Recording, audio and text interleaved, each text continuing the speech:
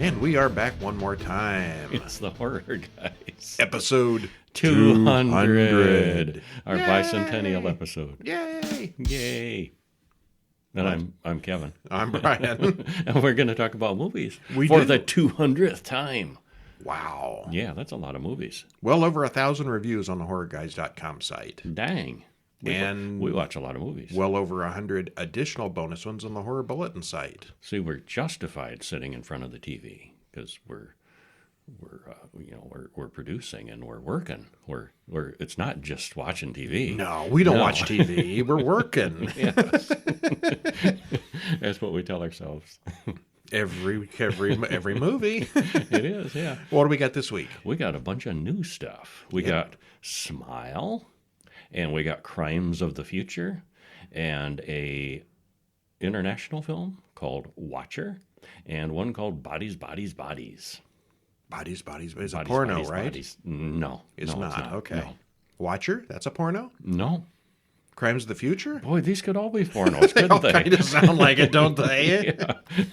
But none of them are. Yeah, all four of these are new 2022 movies. We will give you a brief synopsis of the beginning parts. We're not going to spoil any of them to death And this we'll time. tell you what we think of them. But yeah, if you want to see the full spoilerage, you can check it out on the website. I think we The full mostly review. liked all four of them, didn't we? Yes, and we loved one of them. Yeah. Yeah. All right, so and over at horrorbulletin.com, the newsletter, we've got VHS Viral from 2014. We already did VHS on the podcast. We did VHS 2 on the newsletter. VHS Viral is the third one, and VHS 99 just came out, and we did that, I don't know, somewhere, probably right here. Mm-hmm.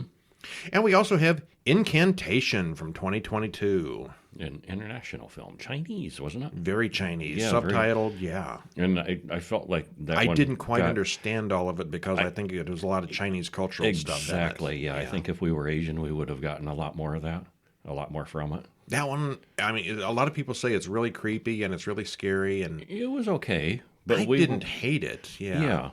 but I think a little lost in translation. I think it's one of those ones, if you got kids, it's scary. Yes, that too. Yeah, Bad things happen to Because- the children. Yeah, she's a mother, and bad things happening to the kid. And then we do a little time traveling now that we're up to episode 200. 3 years ago, on episode 47, we looked at some, mostly old classics, it looks like. Mystery of Edwin Drood from 1935. The musical was better. Claude Rains in a murder mystery. Yes. They redid that as a musical in case you, and for those that don't know about it.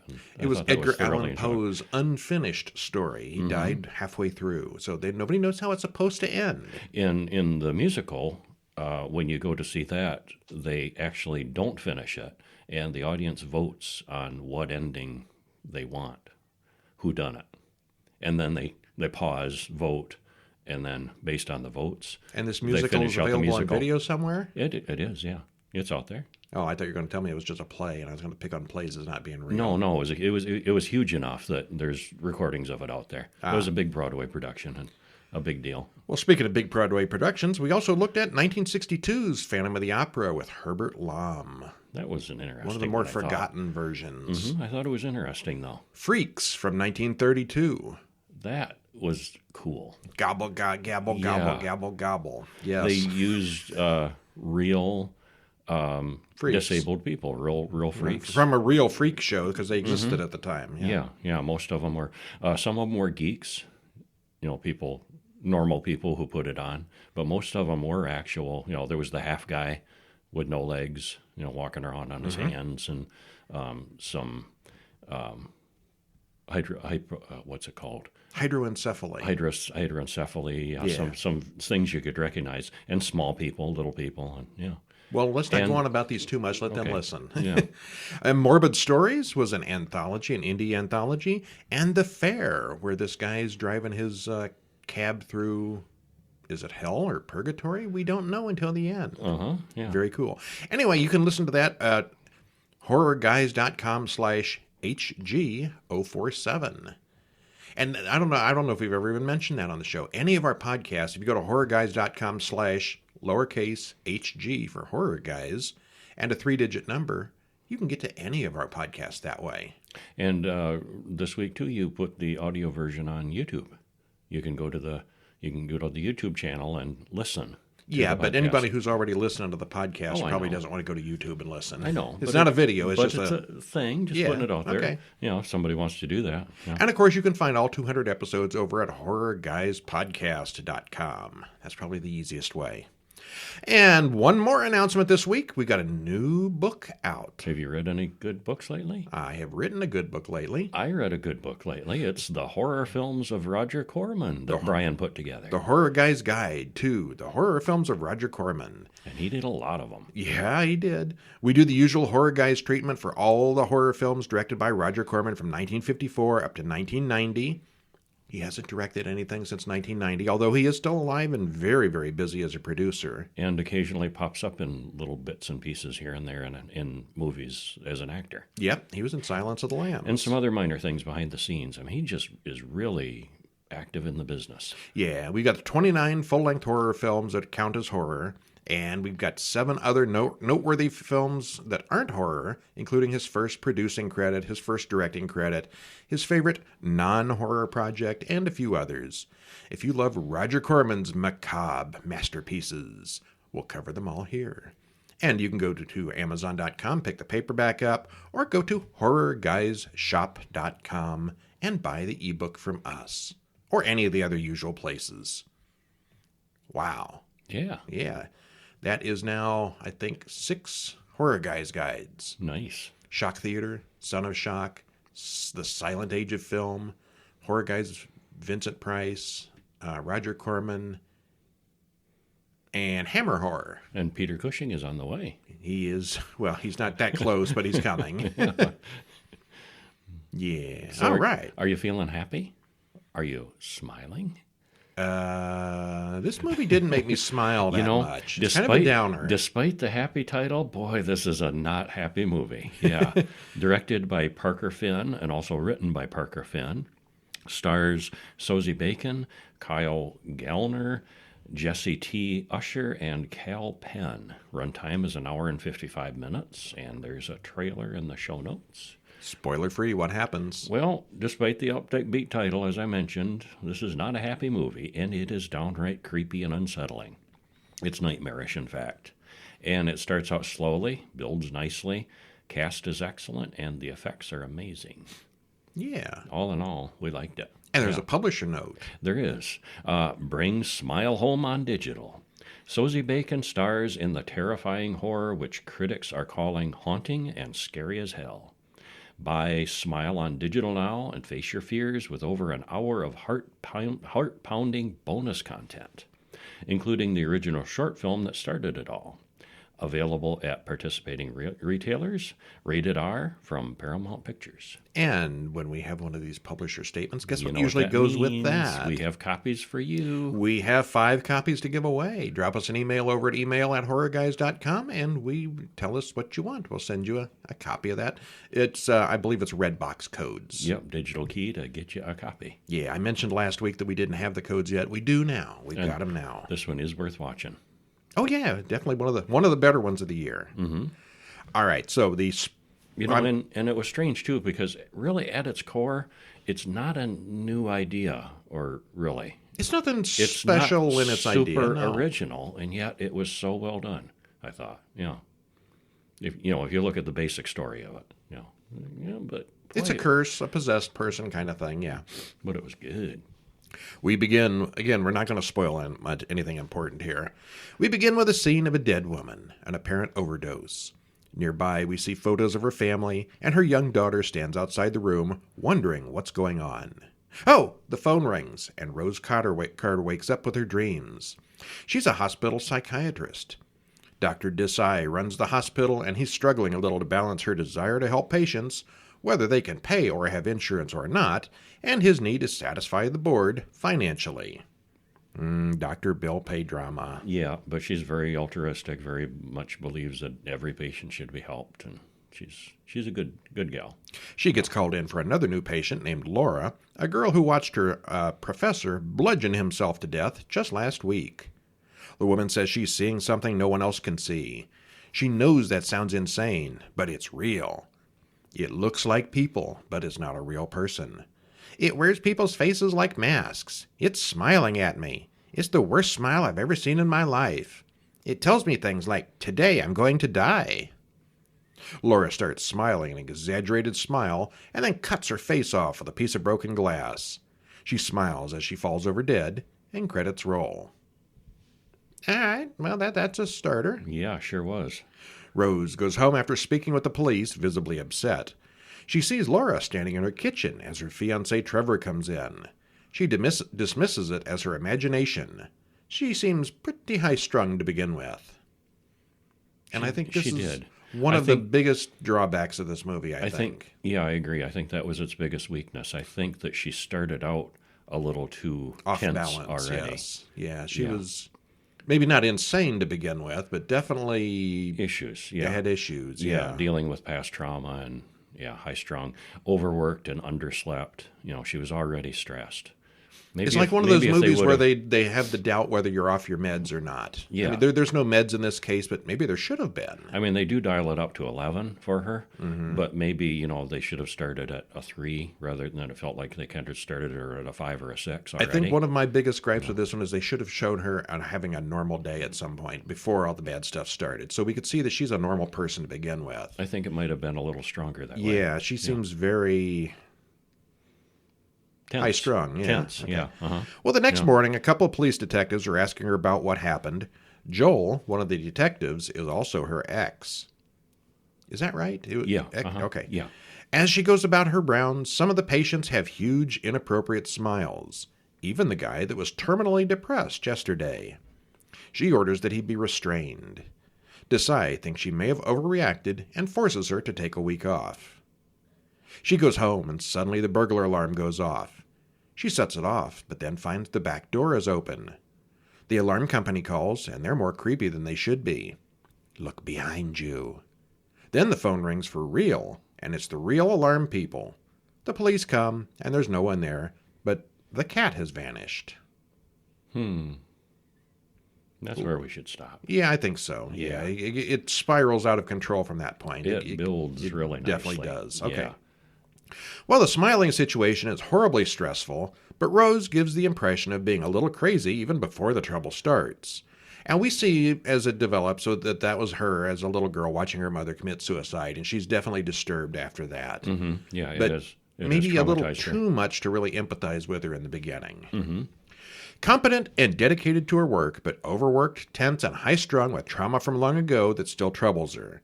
It would have been good to see Rose have a normal good day before all the trouble started.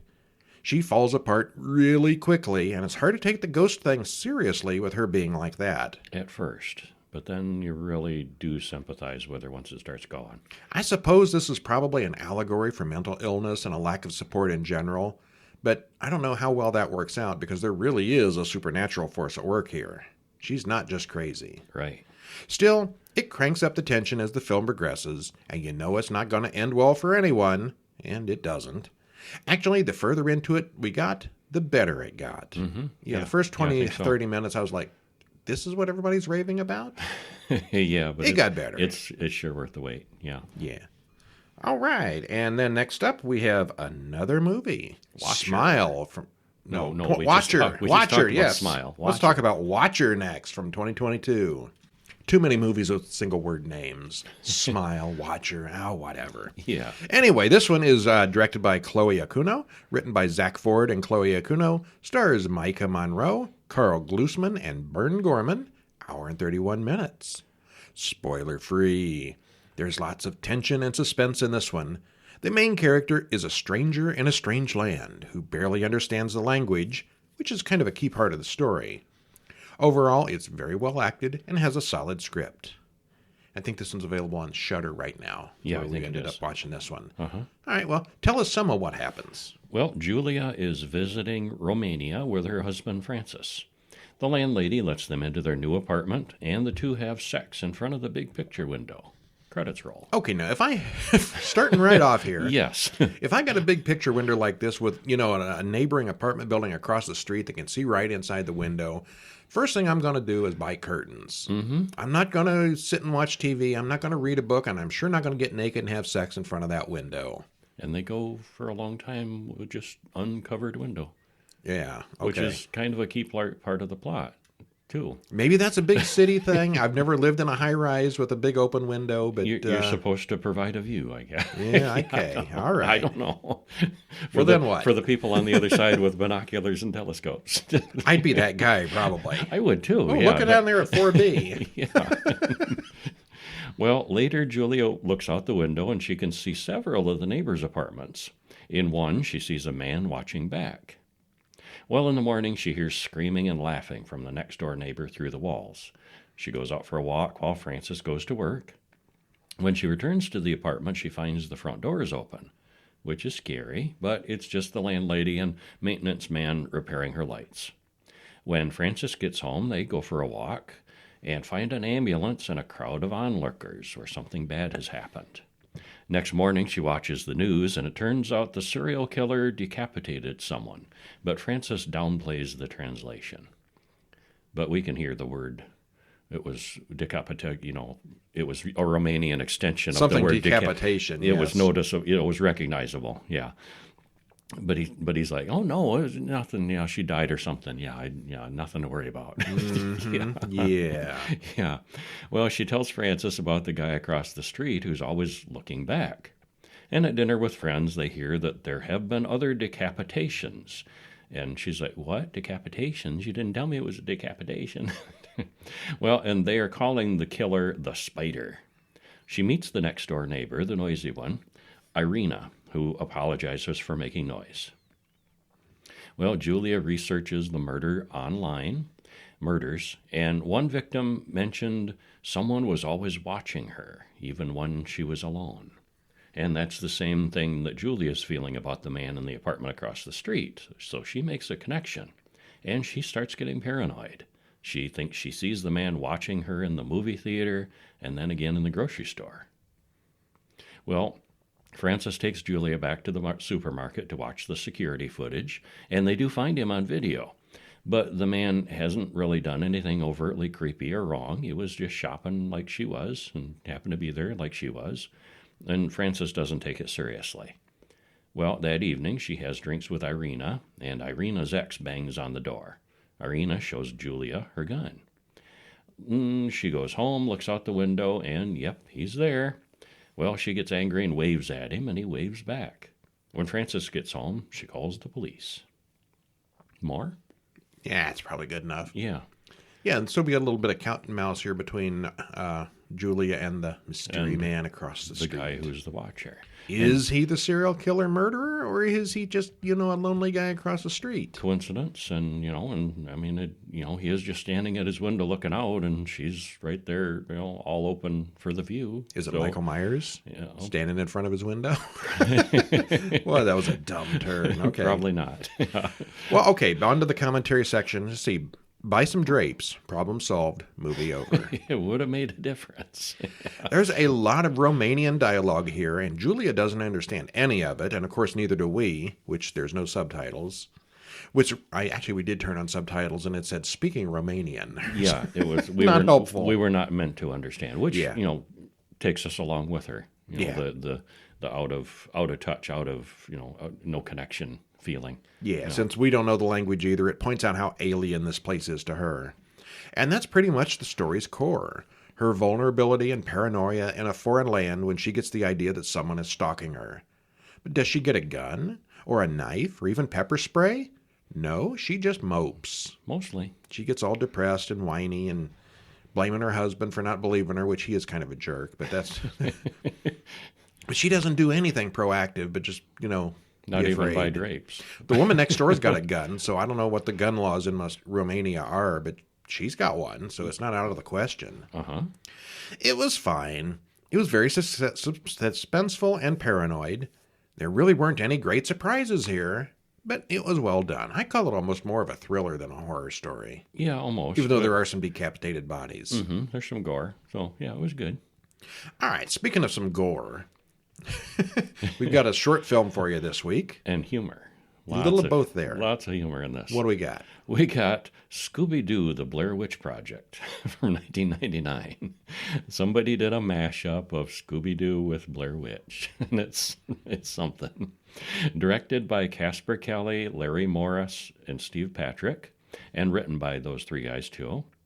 Stars Frank Welker, Mary Kay Bergman, and Scott Ines. Runtime is 9 minutes and 39 seconds. Shorter than the Blair Witch movie. Oh, yeah. They kind of summarize it. You notice the year, 1999. This thing's 23 years old. Yeah. This may be the shortest, oldest short we've ever featured. And we just discovered it was out there. Yeah.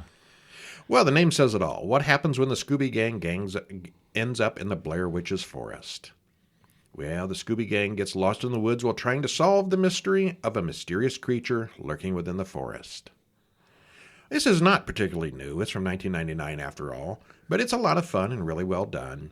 It uses the voice actors from the real series, so these are not impersonators. These are the real Scooby people, at least of the 1999 period.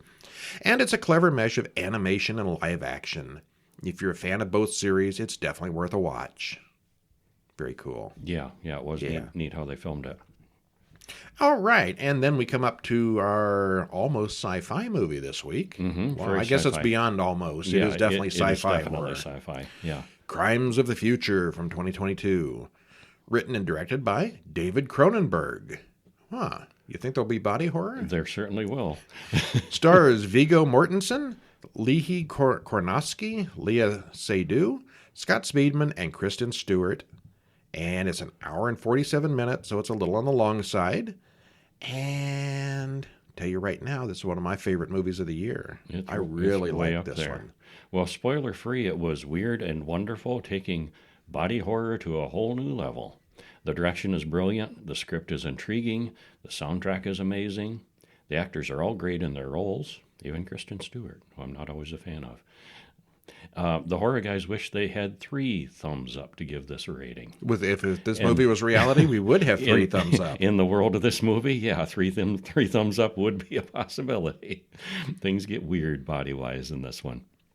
And also note, it's best to see this one unspoiled probably. And we both strongly recommend the film. Unless something major comes out in the next month, Brian is leaning toward this being his number 1 for the year. I really liked this. And it's probably in my top 10 for the year, for sure. Only saw it once, but I want to see it again. Yeah, I'd like to see it again. It's weird. Yeah. All right, so again, I recommend seeing this one unspoiled. We saw a trailer for it, and it really didn't say much. You can't tell what's going on with that trailer. Yeah. But yeah, I'm going to just very briefly get into the pre-credit sequence here, which I hear a lot of people got up and walked out after the pre-credit sequence because something awful happens right away. Yeah. A boy. Well, Cronenberg predicted that. Yeah, and he's right. And he was right. Well, here I will save you some time. If you hate this first part, don't tune in. But really, it gets really interesting after that. Yeah. A boy and his mother Juna live on the beach in a really dirty old house. The boy eats the plastic trash can, and his mother watches. She's like, come in for dinner. And he goes in the bathroom and eats a garbage can. Yeah. What? Eating the plastic. Like literally eating it, not just gnawing on it. No, he's chewing and swallowing. Yeah. Like Cookie Monster almost. Only actually eating it. The trash can monster. Yeah, we just read about that recently. Somebody pointing out the Cookie Monster has never actually eaten a cookie. He doesn't swallow. He just chews them and crumbles them all over the place. These are the facts you'll only hear here, people. Yeah. Well, a little later, the mother smothers the boy in bed with a pillow. Yeah, that's the part. That's the part where people got up and walked out, I think. People objected to. Afterward, which I don't know what people are expecting with a horror movie, but maybe they weren't expecting it to be horror. I don't know. Or things happening to kids. I don't know. Yeah. Afterward, she gets a phone call and tells the person on the other end to come and pick up Lang's son's corpse. It doesn't take long for Lang to arrive, and he quickly finds his son's lifeless body in bed. All right, then we cut to a strangely shaped object suspended in the air with tubes. And it kind of looks like it's a big organ or a heart or something like that. It moves like it's alive somehow, and the tubes are all fleshy looking. Well, it's kind of like a living cradle. Well, we don't see him in it. We don't see him. We just see this thing from the side. What the heck is it? And then you see. Yeah. Caprice walks in and opens up the window. It's like a bedroom. Inside the thing lies Saul, who is connected to the weird cradle device. I think this bed needs new software. It's not anticipating my pain anymore. And you can see it's fleshy and organic. Yeah, it's connected into him. Plugged Yes. into him, yeah. Like a life support system or something. Yeah. There's a new hormone in your bloodstream, Caprice explains to him. There's something medically wrong with Saul, but they're treating him with weird technology. We're told he's growing a brand new organ, never before seen. And apparently, I'm not going to go any further, but new organs and internal stuff and surgery is very, very common here. Mm-hmm. And living machines and, yeah, interesting stuff. All right, skipping a huge amount of spoilers down to commentary. Yeah. It's weird right from the get-go. The biomechanical world is really interesting, and the whole thing is an exploration of surgery becoming too common and normalized. It's sort of an alternate future where pain has been eliminated. Yeah, you can do anything you want to somebody and they don't feel pain. It's not even so much futuristic, it's almost like an alternate timeline. Yeah. I mean, it could be future. I mean, if we eliminate pain and people start, cutting on each other for boredom. Yeah, possibly, yeah. H.R. Geiger would love these machines. I bet he would have, yeah. And there's a disease called accelerated evolution syndrome, which sounds pretty cool. But may not be, according to this movie. Well, there's body horror, and then there's body horror, and then there's David Cronenberg, making it an art form. This may be the sexiest movie I've ever seen that didn't have any sex scenes in it. No, not really. They do, but in their own weird way. Not what you'd quite call sex. Yeah. Not what normal people would call sex. We both loved the soundtrack and had it playing for several days after watching the film, which is unusual for us. We had Googled it before we were halfway through the film. Apple Music's got it. Mm-hmm. The first half hour had me ready to call it #1 movie of the year. The soundtrack alone is awesome. An hour into it, I was still intrigued. It almost lost me with the autopsy scene, as it wasn't quite clear what happened. I'm like, what? But then they do explain it. Yeah, there's an autopsy scene, which is really the climax of the movie. Mm-hmm. And it's like, what? But then it was explained a little later by the detective. And yeah, I really, really like this one. Very cool, yeah. This past couple of months, we've done nothing but new movies. This has been a big year for horror films. It has, yeah, amazing. Terrifier and Halloween Ends and this one and Smile and Hereditary. Not Hereditary. Where'd that come from? No, that was... So many of them are big, yeah. Mm-hmm. And then there's Bodies, Bodies, Bodies from 2022. Directed by Helena Rain, written by Sarah DeLapp and Kristen Ropinian, stars Amanda Stenberg, Maria Baklova, Rachel Senhat, Pete Davidson, and Lee Pace. Hour and 34 minutes. All right. So what happens? Well, it's a little different take on the trope of a group of people being trapped together and getting slowly killed off. And the acting is good with characters that are well developed. You don't like a lot of them, but that's part of the fun. I don't think you're supposed to like any of them. And overall, this one is a winner. They've got they're good and bad, but yeah, they've got a lot of unlikable qualities to them for sure. Yeah, but you like some of them, and you end up rooting for some of them, and yeah. Yeah, you get a group of people in an isolated house, and they die one by one. How many times has that been done? A lot. Lots. That's a trope that's been done to death. This one's a little different. It's different enough to really be interesting. Yeah, what happens? Well, we're not going to spoil it a lot, but two girls, Bee and Sophia, are making out in the woods. Sophia says, "I love you," but Bee remains silent. And I credits love you. roll. Yeah. Okay, there's a problem there. They're out of sync. Well, they drive up to a big automatic gate, can't get their car window open. And they drive up to the huge house in the woods. They're meeting David, Jordan, Emma, Alice, and Greg there.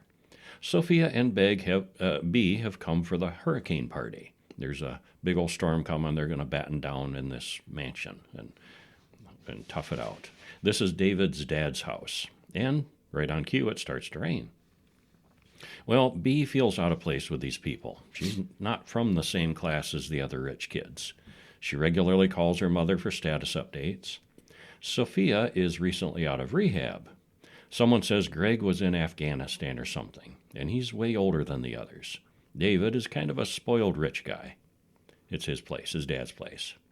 Well, they, party and drink, and they all play a game called Bodies, Bodies, Bodies, which is the movie title, which is where one of the group plays a murderer. And if you're the murderer, you have to kill someone by touching them on the back in the dark. They turn the lights off, and it's and then it's a whodunit. They have to figure out who did it. Well, first they play the game where they all hit each other hard, which is weird. They all sit in a circle and just punch each other, which Yeah. that's a weird game. Yeah, and Greg doesn't like that at all, and he ends up, they turn out the lights and play the bodies game in the dark, and they soon find Greg face down on the floor. He's the body. Well, before long, Greg and David are really getting on each other's nerves. They're clearly not having a lot of fun with the game, but at least they can start hitting each other again. Well, the hurricane picks up. Lights go out for real this time. They lose the power.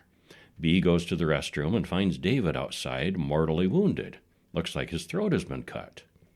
As the girls panic, he dies quickly. All 5 of them run to the car for help, but nobody has keys. They all go back in the house. Jordan finds a machete out in the mud, and that's the machete that Greg used earlier to open the champagne bottle last night, and now it's all bloody, and that was the murder weapon. And that's where we're going to stop. Yeah. There has been a murder. Who did it? Yeah. Well, the 5 girls are, out there. Well, Greg, didn't like the game. He went upstairs. Greg and... But the lights were out, Yeah. and so it could have been any of the girls, too. Mm-hmm.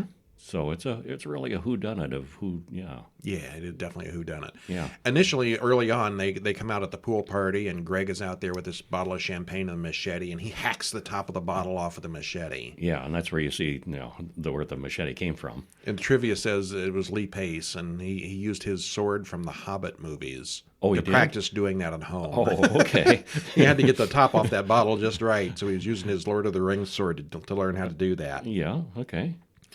Well, okay, commentary time. All those cell phones have mighty good batteries. They use do. them as lights all night long in the house. Mm-hmm.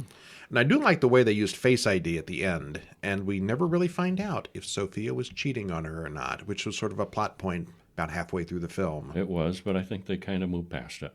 Yeah. Yeah. It'll come up again. Probably, yeah. Each character has a lot of personality, and they all actually act appropriately, even though they're all kind of hateful people. And everyone gets what's coming to them eventually. Yeah, more or less. All right. Yeah. And the end makes it all worthwhile. It's kind of perfect. Yeah. Nice wrap up. Yeah, it was really good. Yeah. All right, well, that was episode 200 of The Poor Guys. Check out them brand new movies. Yeah. And don't forget to contact us for a free code to watch Smile. Smile is good. Yeah. Definitely. It's even better if it's free. It'll make you smile, too. It'll make you happy until you watch the movie, and then you'll think, ooh, I'm not happy anymore. I'm not smiling now. Yeah. Also, be sure to go over to horrorbulletin.com and check out VHS Viral and that other one. Boy, this is a long one to scroll through. What was the other movie? Oh, Incantation. Yes. Uh-huh.